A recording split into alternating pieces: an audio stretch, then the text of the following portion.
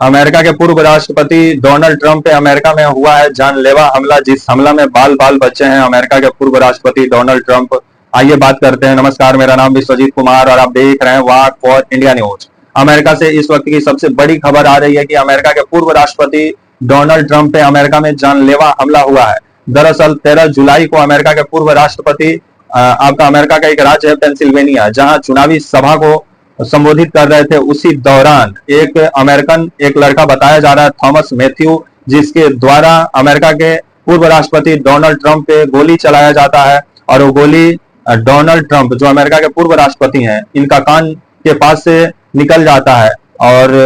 गोली नहीं लगता है ट्रंप को, बाल बाल बच जाते हैं डोनाल्ड ट्रंप और वो गोली किसी और को जाके लगता है, जिसमें एक व्यक्ति की मौत बताई जा रही है, एक व्यक्ति घायल बताया जा रहा है। तो वहीं ये 20 वर्षीय जो लड़का है थॉमस मैथ्यू, ये अमेरिकन लड़का है और ये डोनाल्ड ट्रंप से बहुत नफरत करता है और उनके नीतियों से, और वो नहीं चाहता है कि अमेरिका के राष्ट्रपति बने डोनाल्ड ट्रंप, क्योंकि 2024 में ही अमेरिका में राष्ट्रपति चुनाव होने वाला है, जहां रिपब्लिकन पार्टी एक बार फिर से डोनाल्ड ट्रंप को राष्ट्रपति का उम्मीदवार बनाई हुई है अमेरिका में। तो वहीं जो बाइडेन को डेमोक्रेट पार्टी बनाई हुई है, तो वहीं रिपब्लिकन पार्टी और डोनाल्ड ट्रंप से ये जो 20 वर्षीय थॉमस मैथ्यू है ये काफी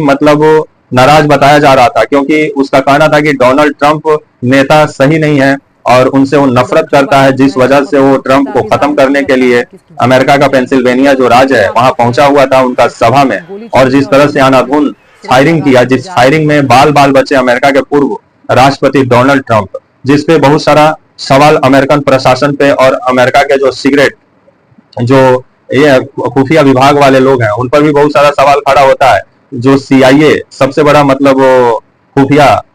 एजेंसी कही जाती है, अमेरिकन खुफिया एजेंसी है ये CIA, अगर उसके नाक के नीचे कोई अमेरिका के पूर्व राष्ट्रपति को जाके सामने से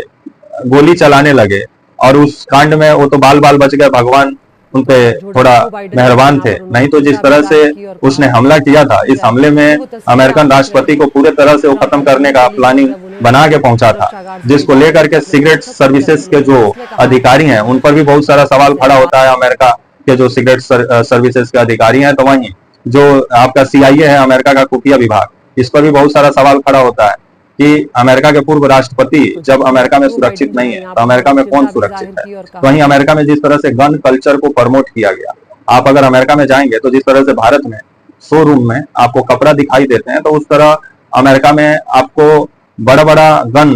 का शोरूम दिखाई देगा, जहां आसानी से आप गन जाके AK-47 कार्बाइन टर्बाइन आप आराम से खरीद सकते हैं, पिस्टन आर्शल हार्ट जो भी अत्याधुनिक हथियार है वो अमेरिका में आप बहुत आसानी से खरीद सकते हैं और घर में रख सकते हैं। जिस वजह से अमेरिका में आए दिन जिस तरह से शूट आउट की घटनाएं सबसे ज्यादा सुनने को मिलती है कि पड़ोसी से झगड़ा हो गया तो बगल वाला गन निकाला ठोक दिया, जिसको लेकर के अमेरिकन सरकार को ध्यान देने की जरूरत है। चाहे अभी जो सत्ता में है आपका डेमोक्रेट पार्टी के जो राष्ट्रपति हैं आपके जो बाइडेन, इनको थोड़ा सोचना चाहिए